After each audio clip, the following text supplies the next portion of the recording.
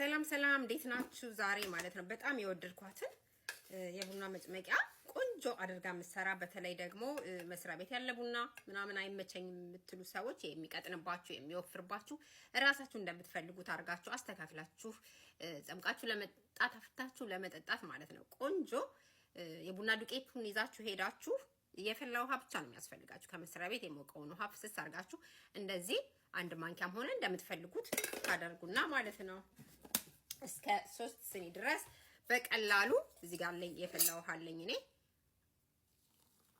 እንዴት አድርጌ አይታይም መሰለኝ ይላችሁ እንደዚህ ላድርገው። እንደዚህ አድርጌ አያችሁ ዱቄቱ አሁን ይሄኛው ክዳኑ ነው። ቀስ አድርጌ ላሳያችሁ እንደዚህ አድርጌ እንዴት አድርጎ እንደሚጨምቀው ማለት ነው። አያችሁት ቆንጆ አድርጎ ይጨምቀዋል። ከፈለጋችሁ መድገም ትቻችሁ ቀስ አድርጋችሁ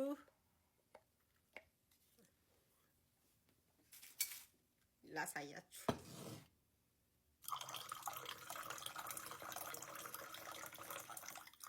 አርጋችሁ መጠጣት ትችላላችሁ። ቆንጆ ቡና የእውነት በጣም አሪፍ በጣም ቆንጆ።